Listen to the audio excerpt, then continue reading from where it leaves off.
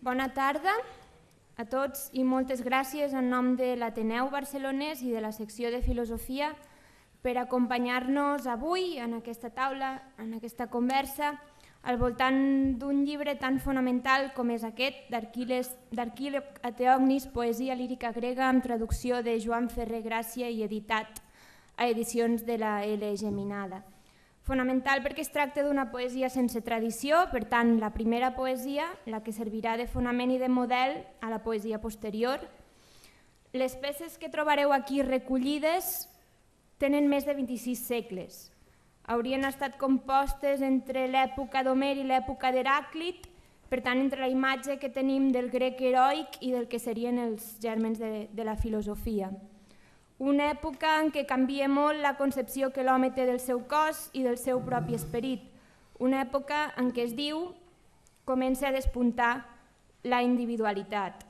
Però 26 segles són molts segles per llegir-ho, diguéssim, sense context, i per això en part som aquí, perquè necessitem, diguéssim, comprendre més bé el món d'on van sorgir aquestes peces, entendre més bé la manera en què els seus autors comprenien les relacions polítiques i socials, la vida, les peculiaritats de la seva sensibilitat i fins i tot el sentit que donaven al terme jo, no? Perquè sol dir-se també que aquesta poesia que trobem aquí és la primera poesia d'autor, per entendre'ns, no? Que Arquíloc o Xenòfanes són els primers poetes de qui recorrent una mica la biografia podem comprendre millor el sentit dels textos. Però per parlar de tot això, diguéssim, amb una mica més de sentit i de fonament, hem convidat altres persones que ho coneixen molt bé. Una d'elles és Jordi Cornudella, que és d'aquella gent, diguéssim, que fa poc soroll, però que sempre és a la sala de màquines dels projectes culturals més importants que s'han fet en aquest país. Ell és llicenciat en Filologia Clàssica, també és poeta, amb el germà de Càtol i més coses, va guanyar el Premi de la Crítica de Poesia Catalana i és assagista, té un llibre que es diu Les bones companyies, publicat a Galàxia Gutenberg, que us recomano molt. Va estar uns anys a Quaderns Crema, però des de fa més de 20 és al grup 62, on s'encarrega dels clàssics catalans i universals. Assessora col·leccions, orienta autors i es responsabilitza d'obres com l'edició, per exemple, de l'obra Poètica en vers i en prosa de J.B. Foix.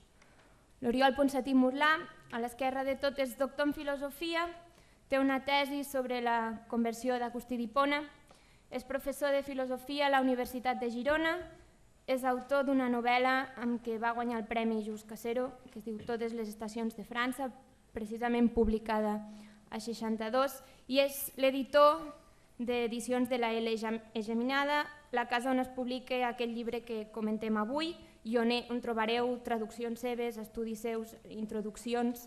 Recordo, per exemple, també el Nietzsche, sobre Teognis de Megar, aquest poeta, les peces del qual també en part estan recollides en aquest volum. Després hi ha Joan Ferrer Gràcia, que és llicenciat en Filologia Clàssica i és doctor en Filosofia, amb una tesi doctoral sobre Parmènides, per la qual ha rebut justament avui el Premi Extraordinari 2015 de la Universitat de Girona. Actualment fa classes de filosofia a l'Escola d'Art i del Disseny de Vic. Ha publicat també de Tales a Demòcrit, el pensament presocràtic, fragments i testimonis, precisament també amb L. Geminada, i ha fet, diguéssim, la traducció i una introducció a aquesta poesia lírica grega que us recomano molt, on hi parla, per exemple, del paper dels déus a la vida d'aquests homes, on recorre una mica les diferències entre l'èpica d'Homer, més narrativa, i aquesta lírica, les diferències entre gèneres, tot explicat d'una manera molt fonamentada, però també molt agradable de llegir. Si us interessés comprar-lo a la sortida, podeu fer-ho. Això pel que fa als ponents d'avui, una mica pel que fa a les qüestions tècniques, doncs ara mateix són les 7:06. Començarà parlant l'editor, que és l'Oriol, després en Jordi Cornudella i després en Joan Ferrer Gràcia, el traductor. Contem que més o menys d'aquí una hora ells hauran fet i obrirem un torn de preguntes perquè vosaltres pugueu participar-hi. Només demanar-vos que apagueu, sisplau, els telèfons, perquè si no, diguéssim, per no interferir, i que si més endavant teniu ganes de repassar algun aspecte dels que comenten avui, doncs ho podreu fer al canal YouTube d'aquí de l'Ateneu, que hi ha totes les sessions que anem fent gravades. O sigui que quan tu vulguis, Oriol. Moltes gràcies, Anna, gràcies a tothom per ser aquí, gràcies a l'Ateneu Barcelonès una vegada més per aquesta porta oberta i aquesta acollida que ens brinda. No és, ho repeteixo sempre, però no per repetir-ho més vegades deixa de ser menys cert. No és fàcil trobar ni a Barcelona ni enlloc espais on poder dialogar, compartir impressions de lectura, primeres impressions de lectura en aquest cas, perquè el llibre fa relativament poc que ha sortit, i fer-ho de manera tan ben acompanyada i a més amb tant de quòrum també d'assistents. Per tant, moltes gràcies a l'Ateneu i a l'Anna Ponsoda en particular. En Jordi Cornudella i en Joan Ferrer Gràcia són, sens dubte, les persones més indicades per presentar el contingut del llibre, de què va aquest llibre, de què van, qui són aquests poetes que en diem, que acostumem a dir grecs arcaics, lírics, grecs arcaics. Jo en això no hi entraré, per tant, m'agradaria de manera molt breu, en canvi, presentar no tant el contingut, l'obra, com el traductor. En Joan Ferrer Gràcia, dir un parell de coses molt ràpidament de Joan Ferrer Gràcia i que van una miqueta més enllà del que és la presentació en forma de currículum, que sempre és necessàriament una mica més neutre. Jo que tinc la sort, ara ja fa uns quants anys, de conèixer i sovintejar en Joan Ferrer Gràcia, he de dir que és una persona singular, que no respon precisament al perfil d'intel·lectual que probablement és més habitual de trobar en el nostre país. De models, per dir-ho així, d'intel·lectuals n'hi ha molts i tots segur que són igualment vàlids, però sembla que més aviat tendeix a primar el model de l'intel·lectual, deixeu-m'ho dir així, apressat, que té pressa per publicar, té pressa per mostrar-se, per demostrar que val. Això ho veus fins i tot en els estudiants de primer tenen unes ganes boges d'elaborar teories genials. Calma, que tens 18 anys i no et toca. La gent vol escriure poemes i escriure novel·les i escriure contes, fer-ho molt aviat, i vol traduir, vol tenir idees genials i donar-les a conèixer.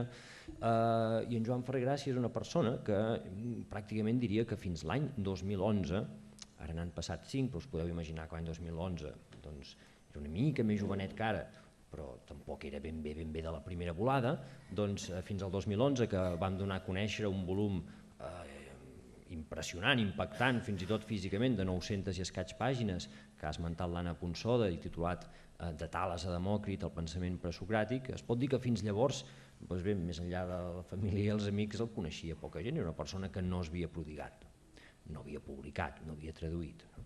Què havia fet aleshores? És un manta, diguéssim, que senzillament ha deixat que anessin passant els anys i quan ja era imperatiu, diguéssim, de fer-ho, s'ha posat a fer alguna cosa finalment.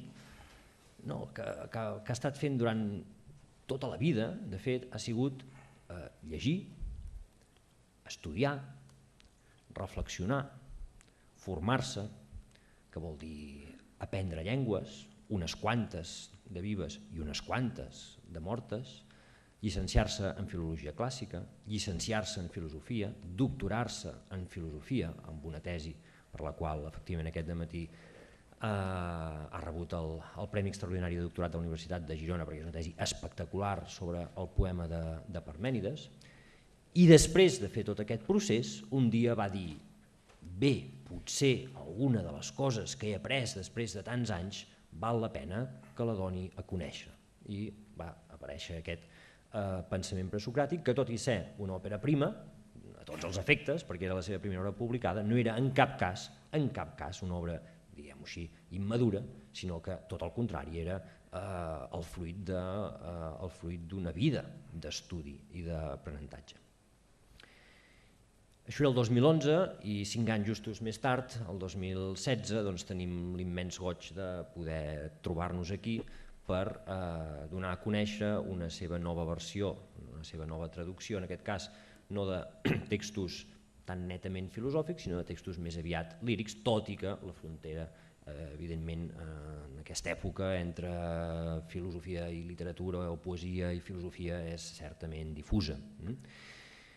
I jo ho celebro moltíssim, ho celebro com a lector en català, que finalment puguem anar a la llibreria i trobar-hi Teògnis, les elegies de Teògnis de Megre, finalment, 2.600 anys després d'haver estat, diguem-ne, compostes, més probablement que no pas escrites. En sento un goig enorme com a lector, simplement com a lector, i evidentment com a editor em sento absolutament honorat que en Joan Ferrer Gràcia, novament, després de l'experiència del pensament presocràtic, hagi confiat en Edicions de la Geminada per donar a conèixer aquest seu treball. I només confio, espero i desitjo molt vivament, tal com intento expressar en el colofó del llibre, que aquesta seva tasca, ara que finalment s'ha decidit a fer que tot aquest seu pòsit fructifiqués de manera pública, doncs que tingui continuïtat amb coses que ja insinuem o avancem cares de fet a l'any vinent. Per tant, res m'agradaria més que poder-nos tornar a trobar d'aquí un any, més amunt, més avall, per presentar una altra mostra més de l'enorme competència filològica, literària, filosòfica d'en Joan Ferrer Gràcia. Moltíssimes gràcies per tant a en Joan, moltíssimes gràcies a en Jordi Cornudella per ser aquí i voler-nos fer de padrí d'aquest volum, i a l'Ateneu i a tots vosaltres per acompanyar-nos-hi. Gràcies.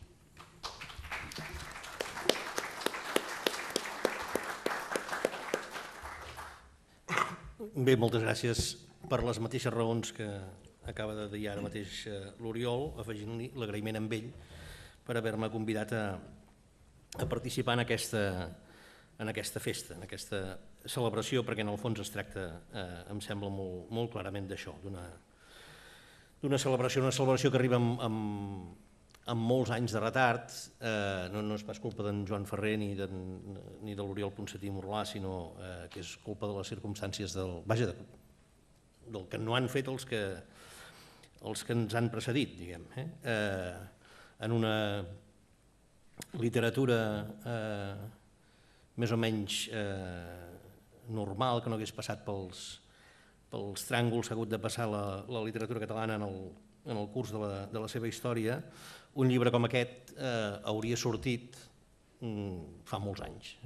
Els catalans hem hagut d'esperar molt, però finalment el tenim. De fet, amb això ja hi tornaré, si de cas, al final, però realment em sembla que aquest és el principal motiu de celebració, és el fet que el llibre en qüestió hagi aparegut per fi, i que, per tant, els lectors catalans, com deia ja l'Oriol abans, tinguem ara l'oportunitat d'accedir a això que és la poesia lírica grega. Què és la poesia lírica grega? És una mica el que m'interessaria d'explicar-vos com ho veig jo, una mica per tenir els instruments que són molt senzills i molt bàsics per enfrontar-se a la lectura d'un llibre com aquest i treure'n el màxim partit possible, que és del que es tracta quan un llegeix. Els grecs ja val la pena que precisem més. Diem els grecs i ja sabem que volem dir els grecs de fa molts anys i no pas els grecs d'ara, etc.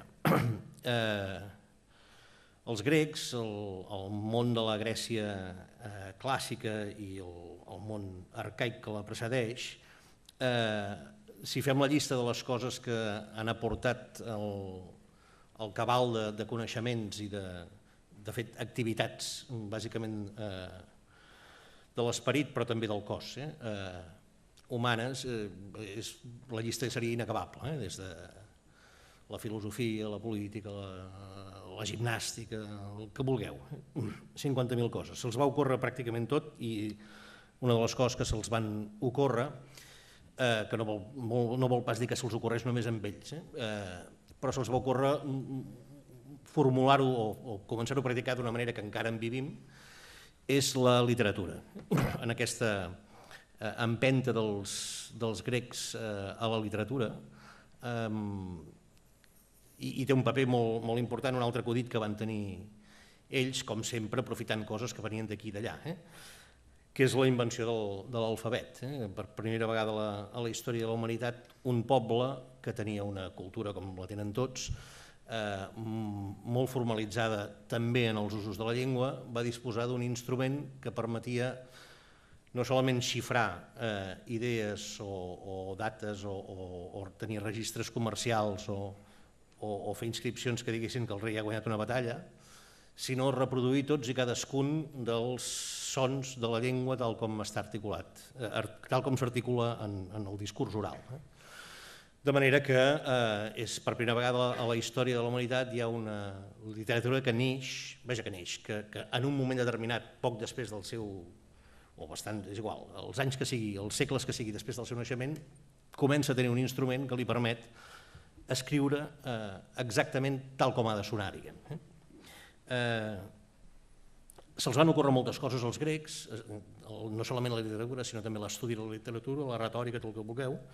L'únic que no se'ls va ocórrer és aquesta idea tan nostra de la originalitat en tota la literatura grega des dels precedents més antics de l'èpic, Homer fins ben bé a l'època hel·lenística, durant els anys de construcció de la gran civilització grega que tots coneixem i que en tenim, diguem, la retina i la retina mental plena amb les imatges del llegat clàssic de l'arquitectura, de l'escultura, el que sigui.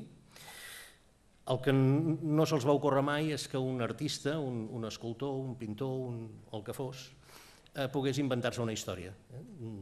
Això que fan tots els novel·listes avui en dia, que és la cosa més normal per nosaltres i que quan anem a veure una pel·lícula sempre pensem s'han d'inventar una història, els grecs partien d'un corpus de mites, de llegendes, d'històries, d'explicacions del món que tenien més o menys codificat, i tot el que van fer, amb l'excepció potser d'un gènere que és la comèdia, les tragèdies, les epopeies, etc., tot té per tema històries que la gent ja coneix, cosa que volia dir que en el moment de posar-se a escoltar o a participar com a receptor en la creació o l'audició o la lectura després d'una obra literària, la intriga de què passarà és una intriga que és la intriga que ens mou a nosaltres a llegir novel·les, per exemple, és una cosa que ells no hi comptaven. Per tant, el món dels grecs comença el nostre món, en certa manera, però hi ha aquestes diferències que fan que a mesura que hi anem entrant, anem veient que són una mica... que hi ha unes diferències que són molt senzilles i al mateix temps molt fonamentals. La gran dificultat, em sembla a mi, d'entrar en el món pròpiament de la literatura grega, i ara no parlo de... Hi ha algun poeta difícil, Píndar és més o menys com Góngora, perquè ens entenguem. Però la immensa majoria de poetes de la literatura grega que podem llegir són poetes que són enormement fàcils d'entendre, són fàcils de pensament i fàcils d'expressió. No presenten dificultats massa grosses, però en la seva simplicitat, en la seva senzillesa, sí que hi ha una dificultat que és molt fàcil de vèncer, que hem de tenir present quan ens hi enfrontem, que és que el mateix que deia de l'actitud dels que anaven a veure una tragèdia que no esperaven que els expliquessin una història que no sabien de què anaven, sinó que anaven a veure una tragèdia que ja sabien de què anava i anaven a veure ara com ho han fet i com s'ho han muntat. En el cas de la poesia que ens proposa de llegir aquest llibre i d'altra poesia semblant que hi ha al voltant, l'actitud que hem de tenir com a lectors també té un punt específic. Potser en lloc d'intentar confegir grans discursos, val la pena, se m'ha corregut que podia valer la pena, de proposar-vos una mena d'exemple pràctic. El poeta irlandès Yeats, l'any 17, va publicar un llibre que es diu Els signes salvatges a Cool, The Wild Swans at Cool. L'any 19 en va fer una segona edició, i en aquesta segona edició de l'any 19 hi ha un poema que és molt cèlebre, que es diu Un aviador irlandès preveu la seva mort.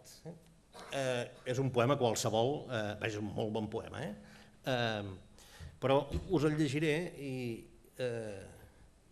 com a mostra del que és la mena de poemes que en llegim de moltes menes de poemes, però aquesta mena de poemes, com la que vull exemplificar en el cas de Yeats, és molt freqüent en la literatura actual.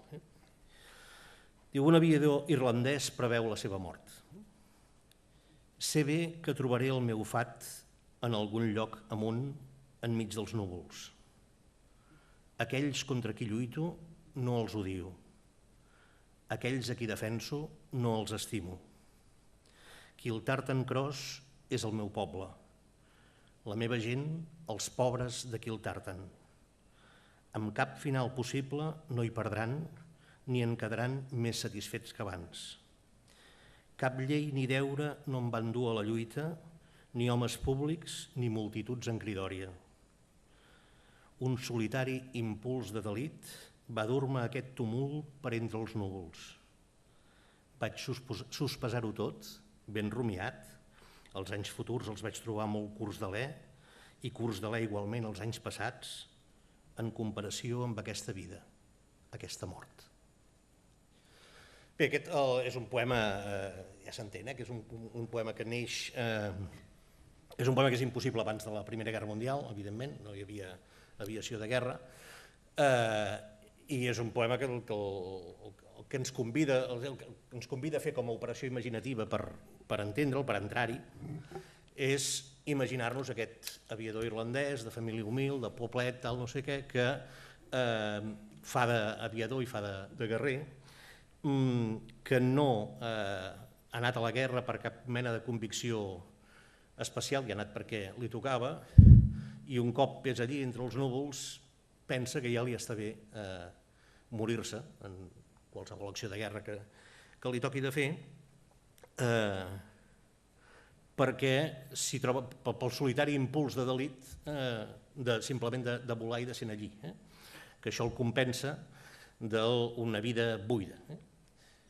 Bé, el llegim com el llegim, el poema, el que estem fent és un acte d'imaginació en el qual ens imaginem la circumstància en la qual aquest presumpte aviador irlandès, dic presumpte perquè no sabem si va existir, si només existeix en la imaginació de Yeats i per tant en la nostra, no importa, en la qual aquest aviador fa tota aquesta reflexió i a partir d'aquí nosaltres deduïm coses que tenen a veure bàsicament amb situacions emocionals. La manera com ens enfrontem a la poesia normalment és pensant en termes la poesia que llegim dels nostres contemporanis o dels poetes que ens han precedit fa relativament poc, és posant-nos en situacions que són sempre molt especials, molt característiques, molt paradigmàtiques, vivències, més aviat fortes, i valorar-les sobretot en termes emocionals, de capacitat expressiva, etc. És una poesia que no fa cap més funció, és molt, però no fa cap més funció que la de satisfer el nostre plaer solitari de lectors. Si agafem, en canvi, per exemple, una de les elegies de Tirteu, un fragment, de les que tenim la sort que ens hagin estat traduïdes en aquest llibre i se'ns doni, hi ha un dels temes característics de la poesia aquesta arcaica, és certament vell que mori caient a les files primeres, l'home que és noble pel sol patri deixant-se la pell, però si deixa la seva ciutat i els camps ufanosos, viure com un mendicant és el més míser de tot, vagarejant amb la pròpia mare i un ja senil pare i amb els fillets petitons i la muller de ple dret. És detestat en efecte entre aquells on es troba i arriba la fretura cedint i una pobresa de por, i avergonyeix el llinatge, desdiu de la insigne figura, tota deshonra així com tota maldat el segueix. el desertor, el que no va a la guerra, és persona mal vista. Si doncs de l'home que corre a rebunt cap cura ni una hi ha, ni respecte, ni mirament, ni pietat, fem amb coratge la guerra per la terra i per la fillada, sense mirar ja només per l'estalvi de vides. Morim. Joves, però combateu ben junts els uns amb els altres i que no us tempti la fuga indignant ni la por. Feu el contrari ben gran i ardit per dintre el coratge. No us estimeu l'estar vius quan amb els homes lluiteu. I els qui d'edat són més grans, de genolls que ja no són àgils, no us poseu pas a fugir abandonant-los, els vells. Car vet aquí una vergonya, caient a les files primeres, jaure al davant dels meus nous l'home que té més edat. És vergonyós que mori un vell a primera fila perquè el que han de morir són els joves. L'home que ja té el cap blanc, així com la barba canosa, l'ànima forta deixant amb esbufecs a la pols i s'espodent d'esparts sagnants amb les mans agafant-se, una vergonya pels ulls, cosa indignant de mirar, i el cos despullat. La descripció de l'home vell castrat, que mor aguantant-se els genitals i ple de sang, busca l'efecte aquest de reforçar l'efecte de repugnància, que en ella mateixa ja té la idea que mori un vell abans que un jove, en la guerra. En els joves, en canvi, tot és escaient-se quan de l'edat de l'encís seu la magnífica flor. Digne de veure és pels homes, és ple d'encís per les dones mentre està viu, i si cau als primers rengles, és vell. Au, doncs, cama obert sobre dos peus, tothom que romangui ferm sobre el sol, mossegant-se el llavi amb les dents. Bé, per fer sentit d'aquesta poesia, que és evident que és una poesia que no ens pot apel·lar en el que originàriament apel·lava als seus destinataris. No som espartans de l'any 600 abans de Crist que han d'anar a lluitar a les guerres messènies i anar amb les formacions duplites, les formacions que hi ha una part del poema que és un manual d'instruccions de com s'ha de fer la guerra, posa't al costat de l'altre, agafa l'escut, la llança, el que sigui. En aquest sentit a nosaltres no ens apel·la perquè no ens sentim cridats a fer la guerra. Però en canvi sí que apel·la a una cosa que normalment no tenim present quan llegim, que és la nostra imaginació històrica. Quina societat més estranya per nosaltres, una societat en què per anar a la guerra, per organitzar la guerra de la ciutat, un dels fets imprescindibles, un dels factors necessaris, una de les coses que calen, és un poeta. És un poeta que convidi la gent a anar a la guerra. He agafat aquest poema, però em podia agafar un altre que et convides a anar al simposi a veure o que et convida a qualsevol altra cosa. Una de les meravelles més grans d'aquesta poesia, em fa la sensació, és que ens convida tot això totes aquestes idees que tenim de la grandesa del llegat grec, que és una grandesa que l'hem rebut molt mediatitzada simplement pel pas del temps. Veiem el símbol potser de la bellesa clàssica en arquitectura és la imatge que tots tenim del Partenó tan blanc, i el Partenó estava pintat de coloraines de cap a peus. Vull dir que la història ha deformat moltes coses. Però justament la manera que tenim de poder-nos imaginar una mica la vida, és a dir, els colors de les columnes del Partenó, de fet és d'una poesia que és prèvia a la construcció del Partenó, del que estem parlant, però ja m'enteneu per on vull anar. Dic, una de les maneres que tenim de fer-nos viva la realitat és a través de la lectura d'aquests poemes. En aquests poemes hi ha individus que són clarament, i això els llibres com aquest queda molt ben explicat sempre, aquest és un poema d'un espartà de l'any el que sigui, que en aquestes determinades circumstàncies fa els seus poemes. És a través de la lectura d'aquests poemes com la vida en sec d'aquesta gent, si tenim activada la imaginació històrica, és a dir, si en lloc de, quan llegim aquest trosset que us he llegit ara de Tiriteu, un lector qualsevol podria pensar això no va amb mi, 3 agents, perquè què n'haig de fer jo de com anava la guerra aleshores. No, justament és veure tots aquest món dels grecs que ens han deixat tantes coses, com funcionava, però com funcionava tal com ells el vivien. I tal com ells el vivien hi ha capes, diguem, hi ha capes de sentit. Hi ha la capa més immediata, que és el que ens diu el poema mateix, que és els joves han d'anar els primers a la guerra per defensar el que és seu, i el que fuig i es converteix en desertor és una vergonya per la seva família, etc. Hi ha una segona capa que és dir, coi, Esparta, que és en tot el cap de... Tots hem vist la pel·lícula de la batalla de les Termòpiles, horrorosa, per cert, però és igual, com que no paren de fer-la, un dia o altre l'hem vista, aquesta que es diu 300 o no sé com.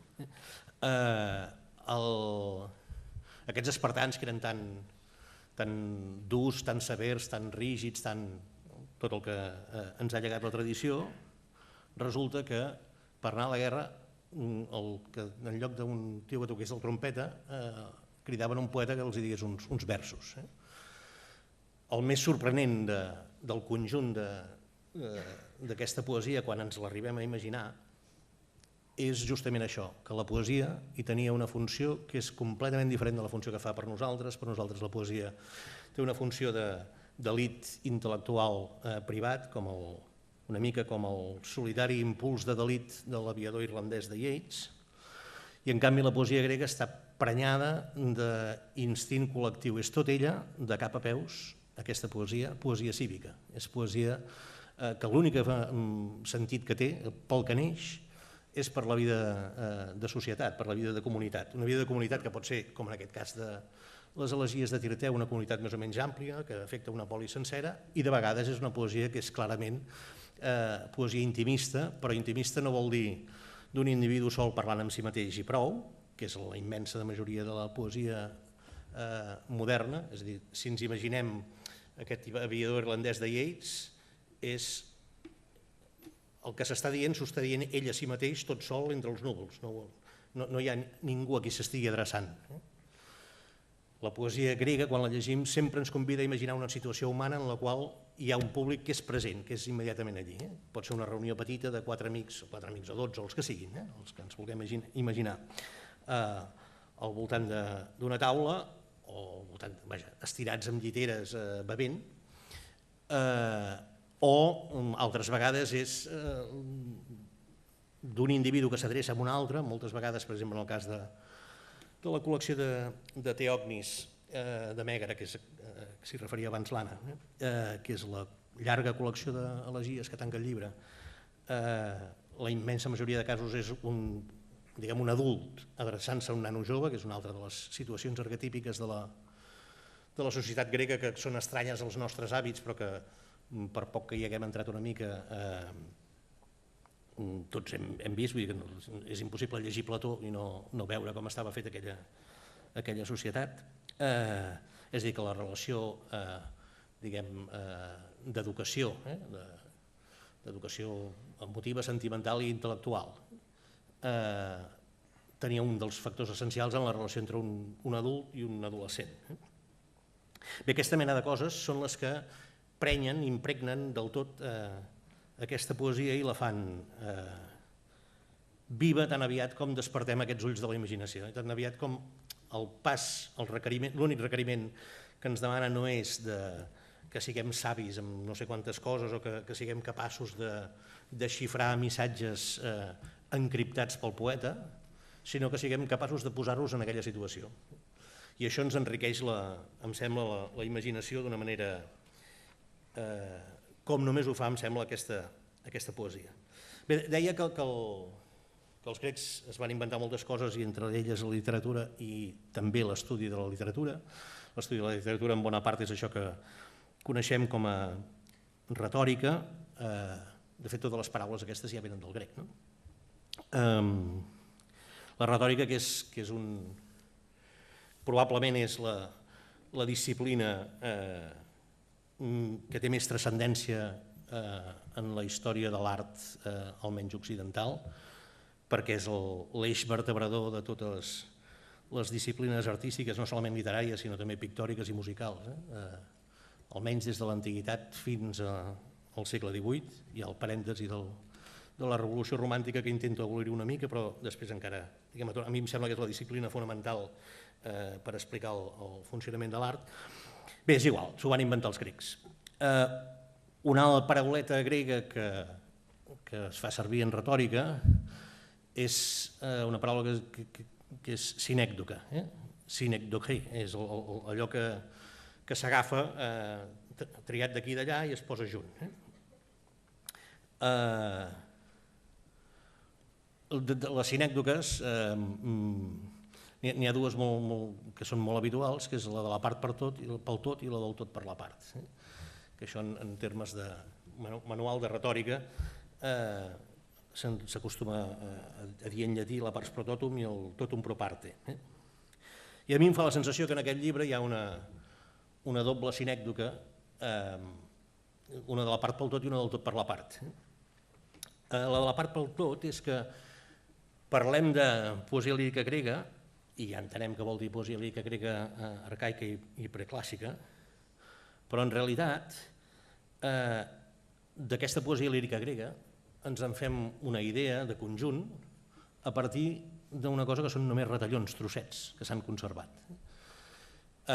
Fora de la col·lecció de Teògnis, de les guies de Teògnis que hi ha aquí al final, traduïda sencera, que és una recopilació tardana a partir d'una sèrie d'elegies compostes per aquest senyor que es deia Teògnis i que s'adreçava a un noiet que es diu Cyrnos, i que hi ha afegitons posteriors que acaben constituint aquesta col·lecció ja segurament en època clàssica. I que a part d'això i a part de la sort que hem tingut que per atzars de la preservació a través dels hel·lenístics, alexandrins i dels tardans després, tenim obres senceres de poetes com Píndar o Baquílides, que són poetes corals. La immensa majoria de casos no tenim ni un sol poema sencer de ningú. Safo, la famosíssima Safo,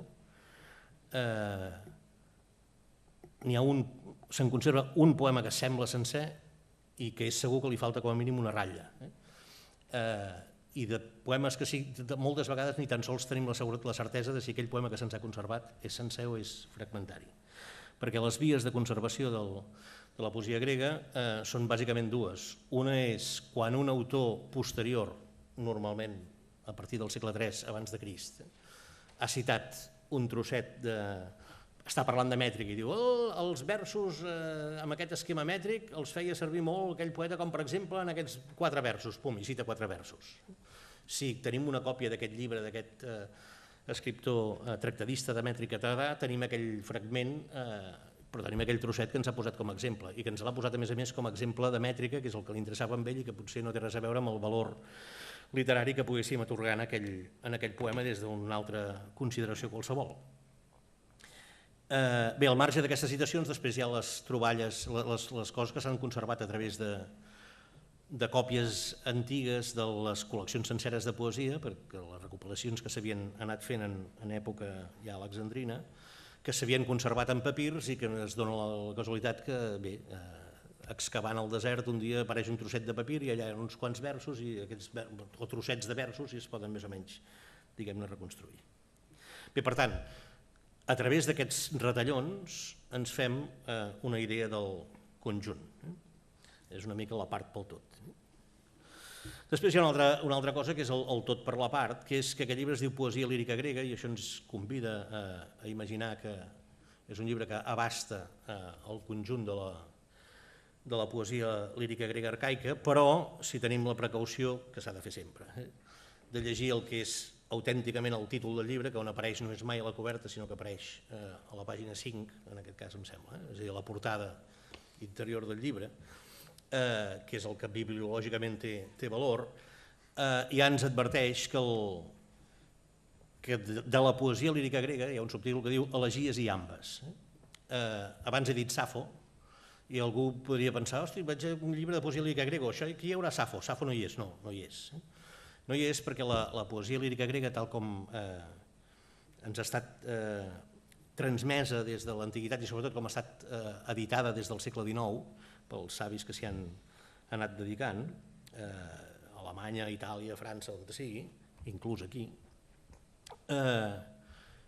El sistema que s'ha fet servir és un sistema una mica ambigu, diguem, però de gèneres.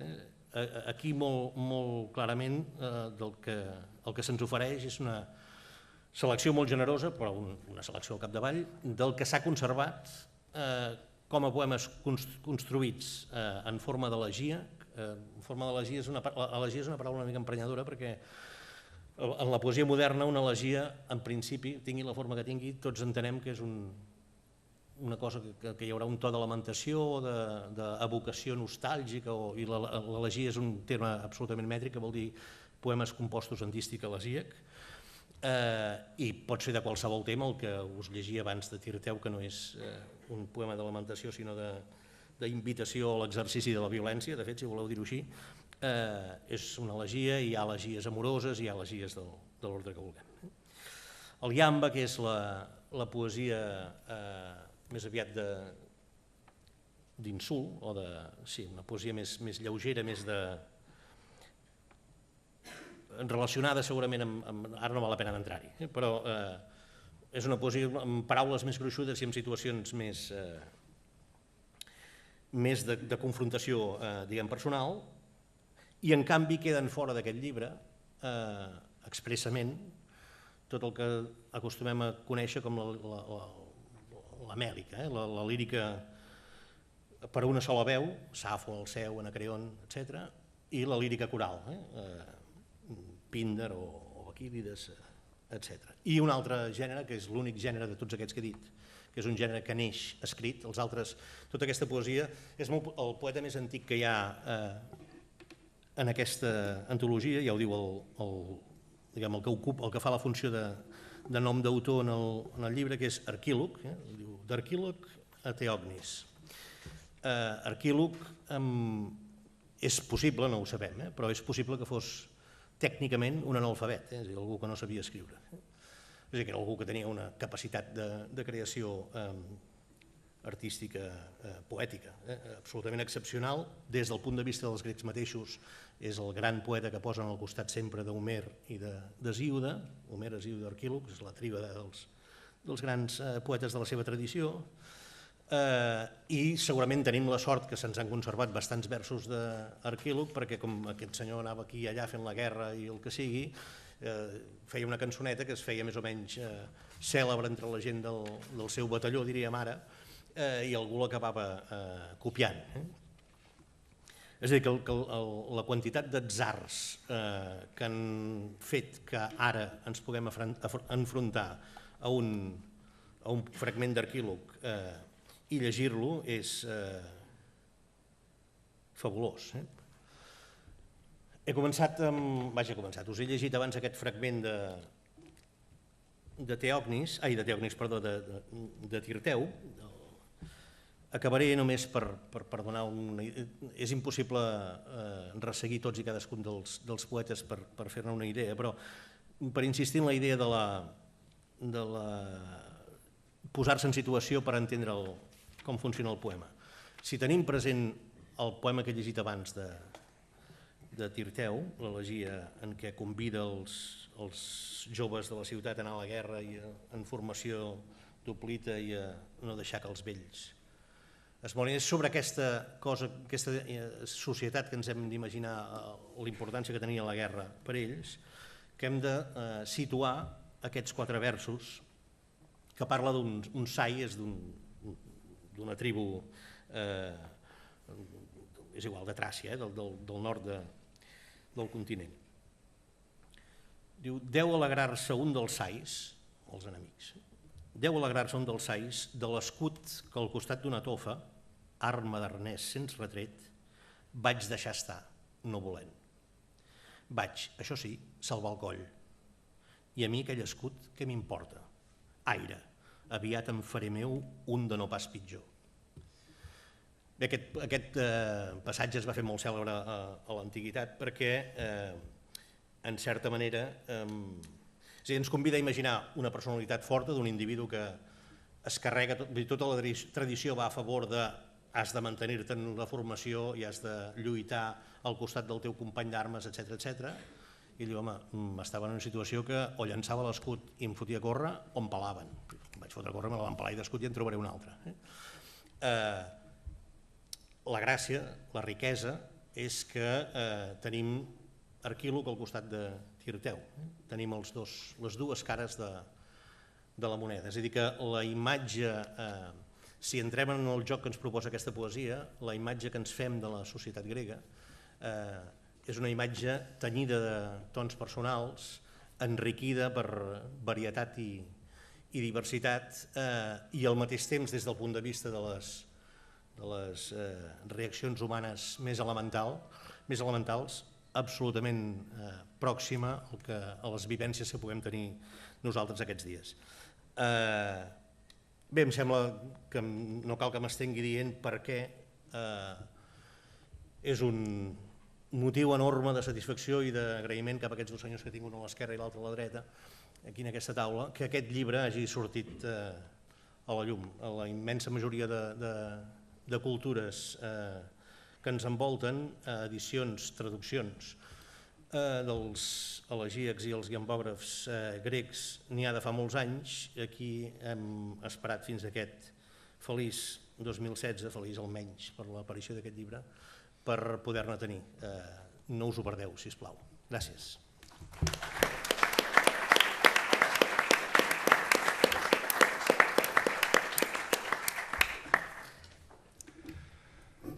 Bé, moltes gràcies a l'Anna Ponsoda per brindar-me l'ocasió de presentar aquest llibre en un lloc tan acollidor, tan agradable i al mateix temps tan exigent com l'Ateneu Barcelonès. Moltes gràcies també al Jordi Cornudella per haver acceptat la proposta d'assistir a aquest acte, per la seva magnífica dissertació sobre la poesia grega i sobre la poesia lírica en general, per la generosa atenció que ha parat aquest llibre i per la seva presència avui aquí, i a l'Oriol Ponsatí Morlà per creure en aquest meu treball i per tenir-me la confiança d'editar aquest llibre. Que una editorial de la categoria d'edicions de la Geminada consideri el teu treball digne de publicació és una cosa que justifica amb escreix tota una vida dedicada a estudiar i mirar de fer les coses ben fetes. I moltes gràcies per descomptat a tots els presents per la vostra assistència. És un honor per mi. Jo em limitaré a fer un parell d'observacions molt simples i molt breus que voldrien ajudar a comprendre la importància dels textos que conté aquest llibre i despertar l'interès per la seva lectura. La primera observació és molt simple, és d'una ingenuïtat gairebé infantil i vol treure una mica de suc a la coincidència entre dos fets ben coneguts.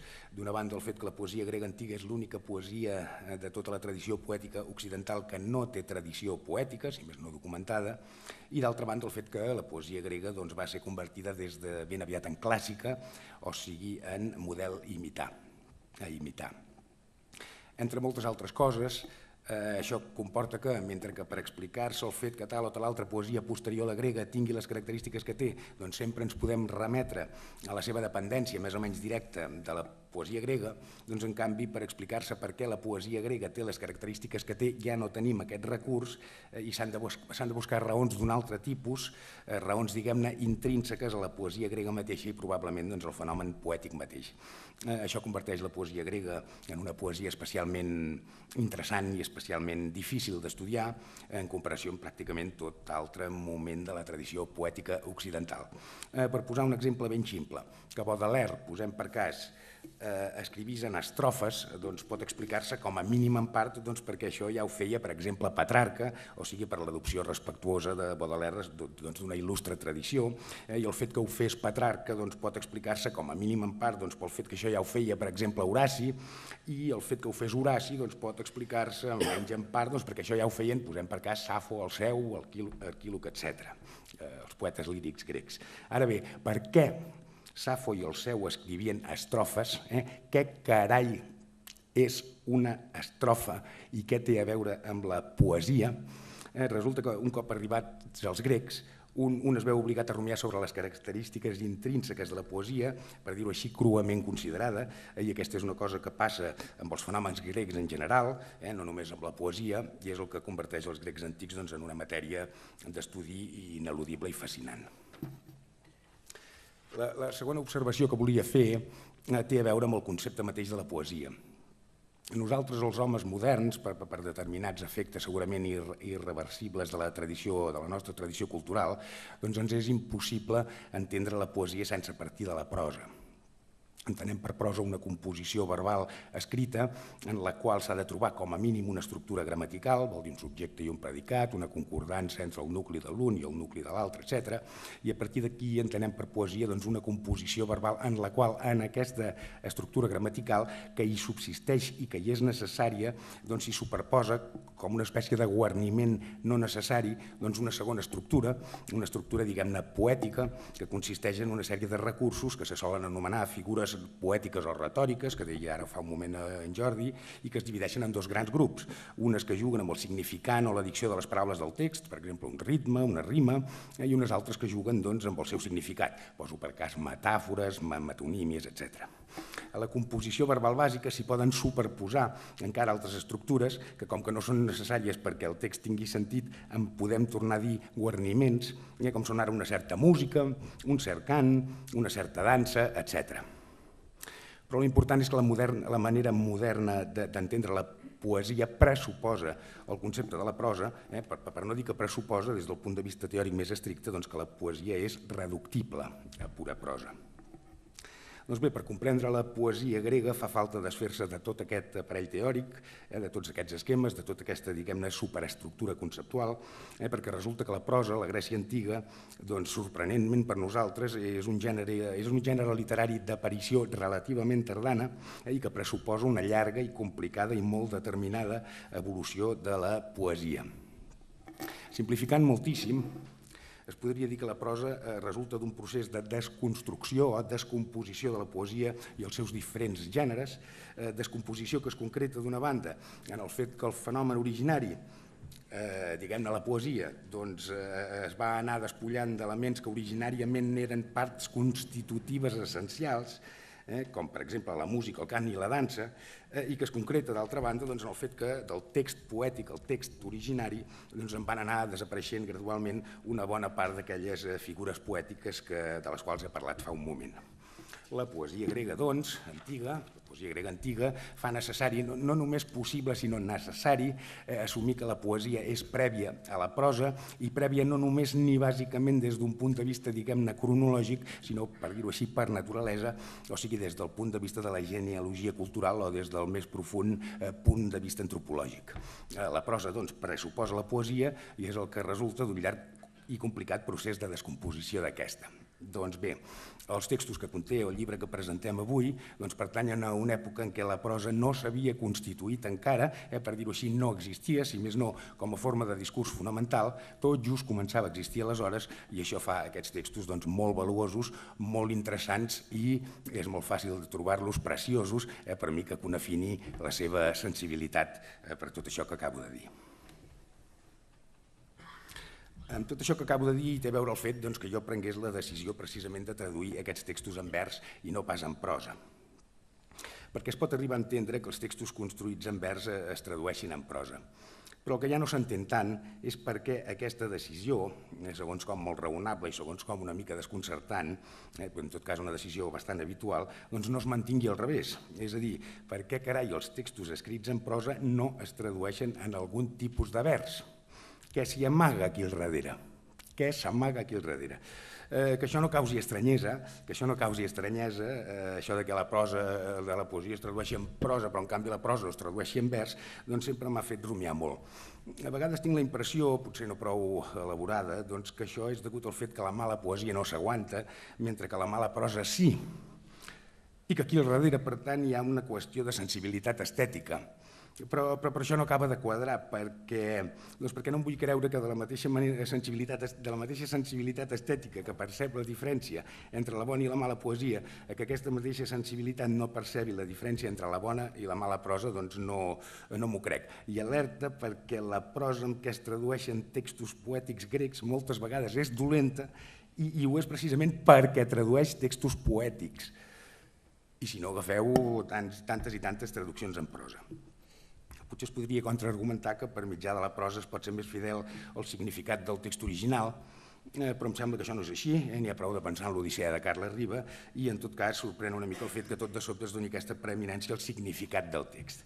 Amb aquesta decisió de traduir els versos d'aquest llibre en vers, en tot cas volia no tant reivindicar la traducció en vers de la poesia com invitar el lector i els oients aquí a plantejar-se aquesta vella qüestió. I un petit punt sobre el patró mètric que vaig fer servir per traduir aquests poemes. Els grecs és prou conegut que componien poesia de manera que el ritme quedava constituït per alternances més o menys regulars de síl·labes llargues i síl·labes breus i no com nosaltres per alternances de síl·labes tòniques i síl·labes àtones. Això sol, em sembla que això sol faria impossible traduir en vers un text poètic grec antic a una llengua moderna respectant el ritme original, perquè en la mètrica moderna l'alternança de llargades és mètricament irrellevant. Ve de força temps enrere la pràctica de fer correspondre les síl·labes llargues dels versos grecs, les síl·labes tòniques de la traducció, i a les síl·labes breus, les síl·labes àtones, i això és el que jo he fet en aquest llibre que presentem avui, i sobre això volia dir simplement que aquestes adaptacions es fan pel simple goig de jugar i que em sembla que aquest recurs no acosta pas més les traduccions als textos originals que si les traduccions fessin servir versos alexandrins o decasíl·labs, per exemple.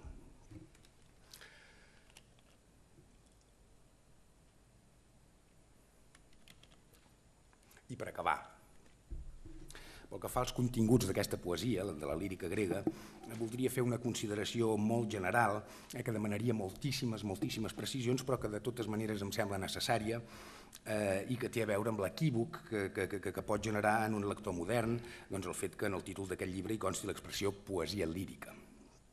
Modernament, la vàlida descripció de les coses s'anomena ciència i aquesta té per fi descobrir o revelar la veritat de les coses. La ciència descriu les coses objectivament i l'objectivitat de la ciència consisteix en el fet que expressa matemàticament tot allò de què s'ocupa.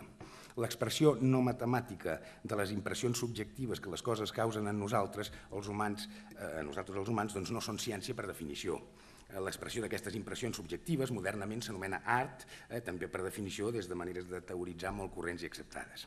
Els moderns, nosaltres els homes moderns, solem entendre que l'art, amb el fi d'expressar les impressions subjectives, l'art tria i combina material sensible fins a crear determinats productes que són el que anomenem obres d'art. Després les arts es poden dividir segons quins complexos de material sensible trien i combinen en cada cas. El músic tria i combina sons, el pintor tria i combina figures i colors, el cuiner tria i combina gustos, el perfumista tria i combina essències i el poeta tria i combina paraules. La poesia o la literatura artística modernament és per definició l'expressió d'impressions subjectives per mitjà d'una determinada tria i combinació de paraules. Doncs bé, a Grècia no hi havia ciència, no hi havia objectivitat i per tant tampoc no hi havia subjectivitat. Els grecs no tenien una vida interior o subjectiva equiparable a la dels moderns. Els grecs no s'oblidaven de les coses, sinó que l'oblit s'apoderava d'ells, no s'enrabiaven, sinó que la ira s'apoderava d'ells, i de quina manera, i si no penseu en la ira d'Aquil·les, no tenien por, sinó que la por s'apoderava d'ells, no sentien fàstic, sinó que el fàstic s'apoderava d'ells, no s'enamoraven, sinó que l'amor els posseïa, etc. És a dir, l'amor, la ira, la por, l'oblit eren unes forces que campaven al seu aire i que entraven i sortien a la vida humana quan els plaïa, on els plaïa i en la mesura que els plaïa. La poesia grega, en el seu conjunt, explica la vida d'aquestes forces, com entren i surten de la vida humana, i per això mateix el jo del poeta, aquest jo tan característic de la poesia lírica de tots els temps, quan es tracta de la poesia lírica grega s'ha d'associar normalment amb el jo extern o empíricament observable del poeta que parla, o tot sovint amb el significat que té la paraula jo, quan significa allò que tots els humans, tots els mortals tenim en comú, i quan aquesta paraula adopta, per tant, el seu significat més abstracte. És a dir, quan significa l'home en general i com a tal. La poesia lírica grega és la menys subjectiva o sentimental de totes les poesies líriques i cal que tingueu això en compte quan us caigui a les mans aquest llibre, que espero que després no us caigui de les mans. La frescor amb què, gràcies a això que acabo de dir, hi apareixen en aquests textos l'amor, la ira, la por, l'enveja, el ressentiment, el fred, l'oblit, la gana, el sentit de la justícia, etc. Així com la frescor amb què hi apareix el jo dels diferents poetes és una frescor juvenil o matinal inimitable que em sembla que al llarg de la història de la poesia no s'ha tornat a aconseguir mai més. I amb això acabo. Moltes gràcies.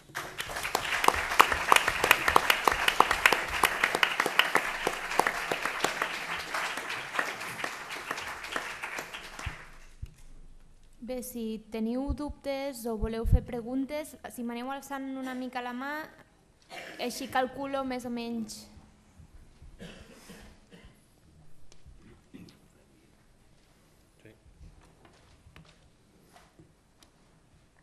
Què?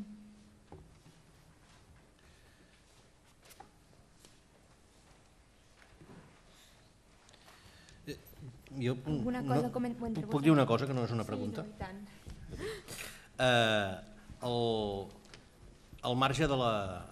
És a dir, el que acaba de dir ara... Al marge de la introducció que està feta en aquest invent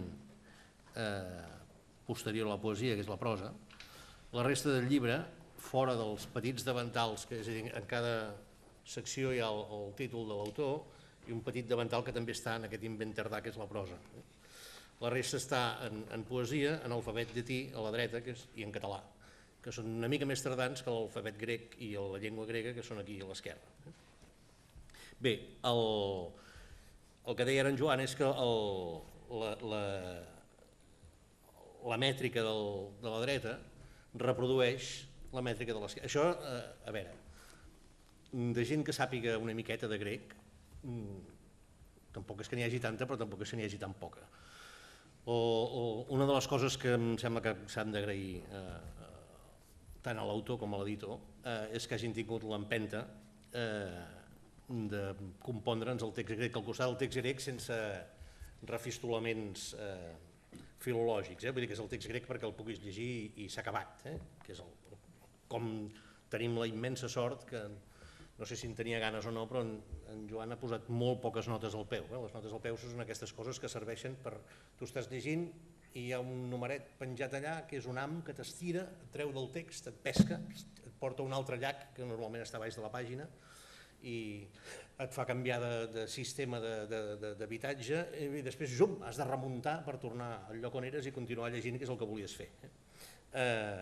Les notes al peu de vegades són imprescindibles, és a dir, Joan no cau en allò, aquella cosa, hi havia aquells llibres que feien els d'EDAF, que fèiem servir el batxillerat i el cou, que deies, porque Immanuel Kant nota, célebre filòsof alemany. D'aquestes notes célebre filòsof alemany, per sort, aquí no n'hi ha cap. Bé, ara m'estic enrotllant absurdament. Ja ha explicat en Joan el sistema que ha fet servir d'adaptació, que no se l'ha pas inventat, que té una tradició de l'adaptació dels esquemes mètrics de llargada basats en la llargada de les síl·labes a un esquema mètric accentual però respectant el mateix nombre de temps forts i dèbils en cada vers, però el que ja és del tot inusual, i em sembla que té molta gràcia, és que el metre més freqüentat en el llibre, que és el dístic elegíac, és el metre en què està escrit el colofó, que és un colofó clarament d'editor, vull dir que és l'editor que el signa. L'obra corona la fi, el treball d'impressió d'aquest llibre fou acabat a la impremta Pagès allà anglès l'11 d'abril de l'any 16, dia de Sant Besanufi, perdó, m'he de posar les ulleres perquè no hi arribo. Ara reposi en Joan Ferrer Gràcia, però poc, faci vacances ben curtes, que el seu editor ja deleja veure els primers esborranys d'aquest llibre que diu acompanyat de glaucor al Pireu vaig baixar i encara l'altre, la física del destagira i després ja n'hi haurà prou, que la vida és ben breu però l'art és prou llarga. Mots ja no volen aquells que romanen escrits. Bé, el colofó.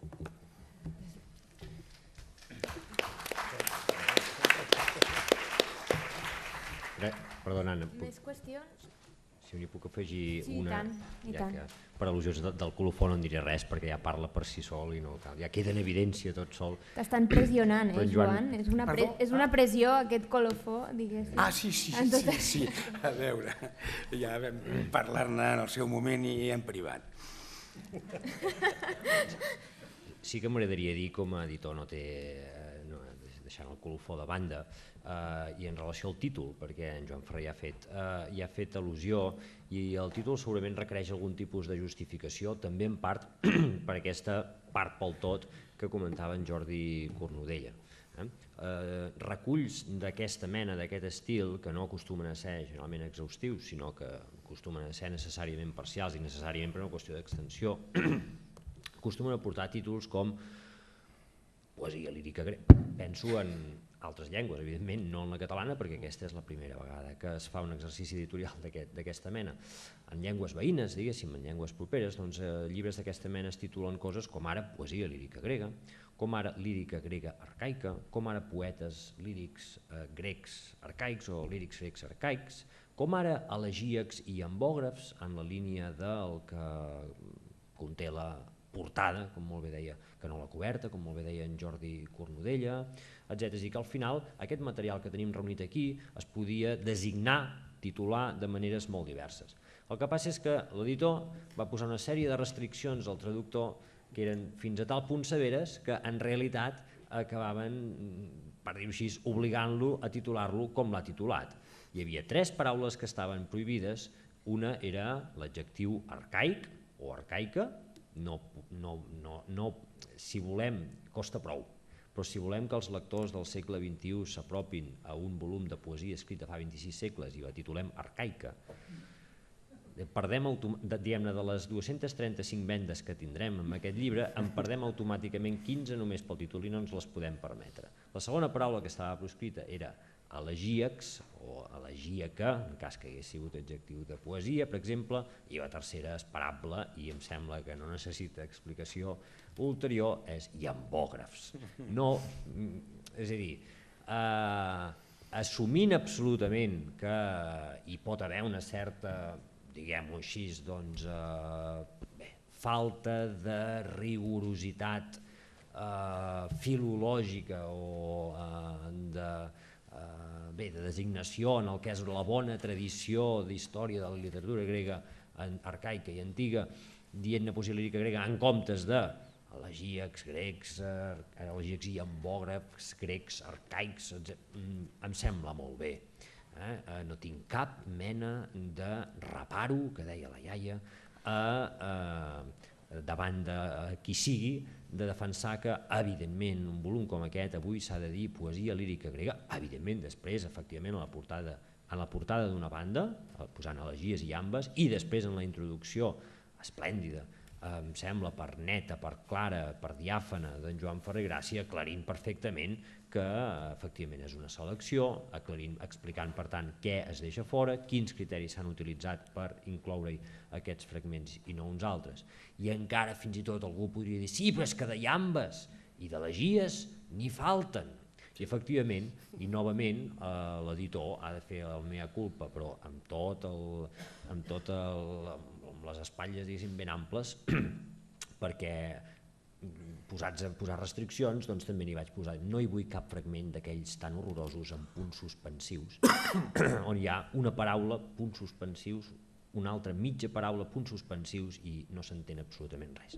Vull que el lector, quan obri aquest llibre, s'hi trobi el que s'hi trobi, sigui capaç de desxifrar-ho, d'entendre-ho i de gaudir-ne cadascú en la mesura que sigui, segons la seva sensibilitat, interès, etc., però no vull dedicar-me a enviar a impremta un reguitzell de punts suspensius, com s'ha fet altres vegades, i és un criteri perfectament, evidentment, legítim, però resulta que no era el d'aquest editor. Per tant, les culpes, sense cap mena de problema, a l'editor. El traductor en aquest sentit va actuar absolutament coaccionat.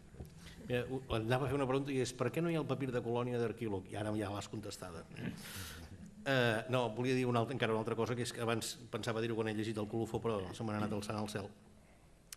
Al marge del colofó, a la pàgina del colofó, a sota hi ha el símbol de l'editorial, la geminada, i a sota encara el lema de l'editorial, que és, aquí on el veieu l'Oriol, és molt agustinià, agustinià, com si fos d'Hipona, gairebé. I a sota diu tolle lege, és a dir, té, llegeix, agafa, llegeix. Aquest llibre és a dir, ho diu explícitament el colofó al final, en llatí maco, diguem, però és un llibre que convida molt a fer això. Si hi ha el temps, passar-lo, té, llegeix, i si no, anar a la llibreria i dir té, llegeix, passant primer per caixa a comprar-lo. Ho podeu fer aquí fora. Doncs bé, allí darrere. Sí, se sap com eren recitades o eren dites o eren llegides aquestes poesies? Vull dir, són rimades, s'hi acompanyava música, vull dir, com es representaven, com es llegien, com eren rebudes per la gent, vull dir, es coneix una mica això? A veure, em sembla que el Jordi té més recursos i competències que jo per contestar. De totes maneres, hi diré la meva, i si me'n descuido alguna de grossa, Jordi, doncs ja ho completaràs. És a dir, el mitjà de... no sé gaire com dir-ho, aquests poemes s'executaven en banquets normalment, eren una colla d'aristòcrates per descomptat, o sigui, gent, diguéssim, la majoria benestants es trobaven, i de la mateixa manera que nosaltres anem a fer una pizza, doncs es trobaven al banquet, i llavors era bastant habitual el que és el concurs, de veure qui la deia més sàvia, més grossa, tot això.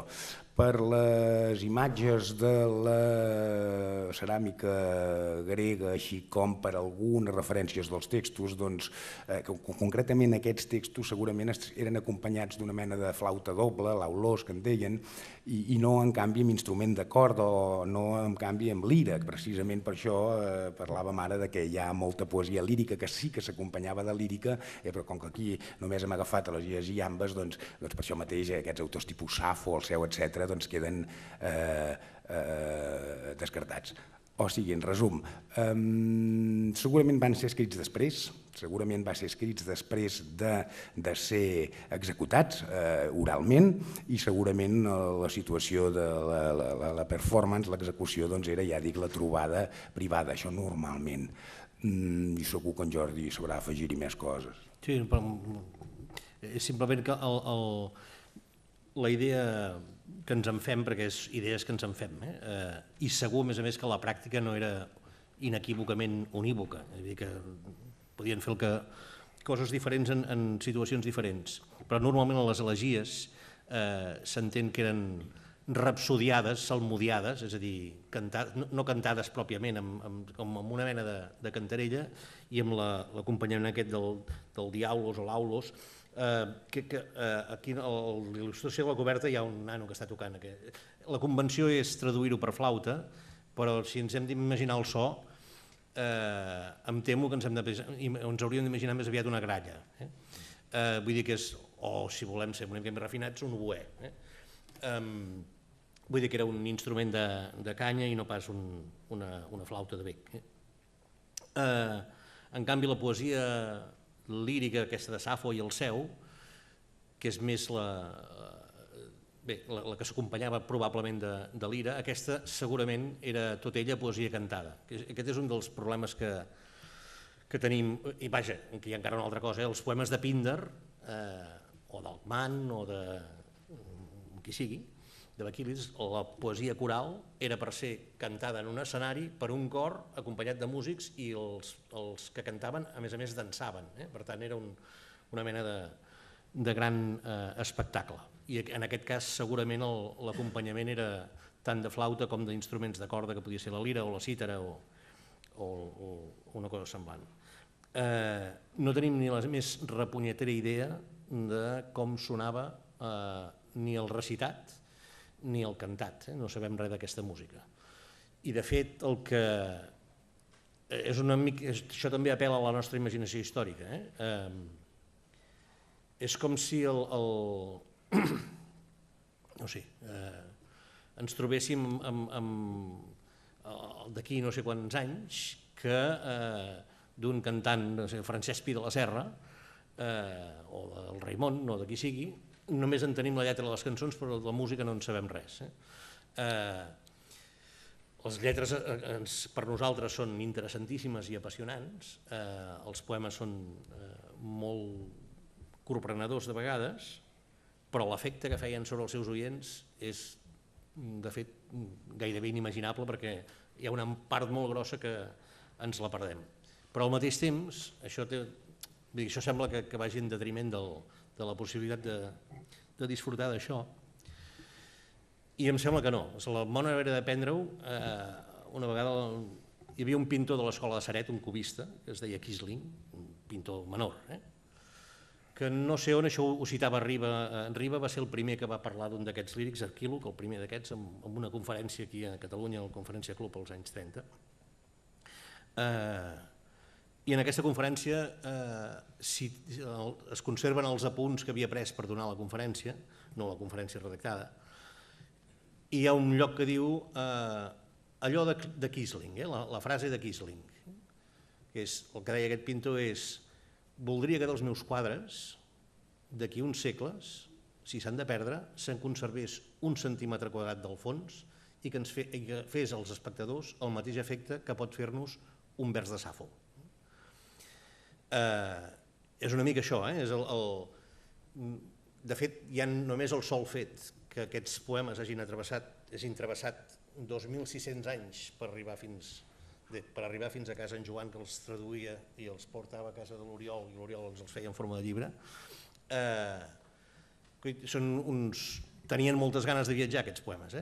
Vull dir que tenen moltes ganes de dir coses. Hem de parar les orelles i pensar més en el que ens donen que no pas en el que ens perdem, que ja sabem que és molt, inevitablement.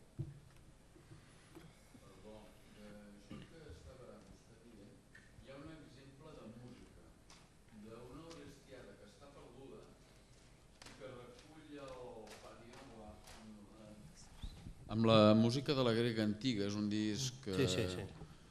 I surt aquest fragment, i jo el vaig sentir i em va fer molta gràcia perquè vaig començar a calibrar. Però hi ha un grup grec que recull aquest mateix fragment en un disc que em sembla que es titula La música de la mar Egea i explica tota l'Odissea, o sigui, del text antic passa a Alexandria, de l'Alexandria passa a Bizància, de Bizància a l'Imperi Otomà i de l'Imperi Otomà passa com a música culta i ens ha arribat fins actual. El Paniagua el fa amb aulos i instruments de vent i aquest grup grec el fa amb cítares i instruments de corda. Però clar, la música és la mateixa, llavors a partir d'aquí vaig acabar concloent que la tragèdia grega era una cosa semblant a una òpera nostra i que llavors agafa sentit el que és el cor i l'anticor i el corifeu i l'anticorifeu que fan tota l'acció i el cantant, o sigui l'actor que estava a l'escenari, seria com en una òpera wagneriana que quan hi ha el cantant no hi ha acció, que el que porta l'acció és l'orquestra. Són idees que se m'han anat... De fet, m'imagino que va per aquí. De fet, el naixement de l'òpera a finals del XVI és un intent de revitalitzar la tragèdia clàssica. Passa que tots aquests intents de reconstrucció del Paniagua o d'aquests grecs que no els he sentit, hi ha altres que existeixen, el problema que tenen és que les fonts antigues, és a dir, que nosaltres, amb més o menys aproximació, però si ens arriba una partitura del segle XVI, és una partitura que es pot, sabent llegir música, es pot llegir. Els retallons de tractats musicals antics que n'hi ha, que es conserven, fan servir un sistema de notació que és indesxifrable perquè no sabem, és com si les partitures, el pentagrama amb les notes, el donéssim a llegir amb una civilització que el seu sistema d'escriptura de la música és completament diferent. No hi ha possibilitat de descodificació. Per tant, les reconstruccions són totes elles molt imaginatives, per dir-ho així. Però vaja, en qualsevol cas, de la mateixa manera que si ens volem fer una idea més aproximada del que devia ser el Partenó, no ens l'hem d'imaginar blanc sinó de coloraines, de la mateixa manera aquests poemes ens els hem d'imaginar això, amb alteracions melòdiques i amb acompanyament d'instruments musicals. Bé, doncs si us sembla ho deixem aquí. Moltes gràcies als tres per haver vingut avui i a tots vosaltres per ser-hi.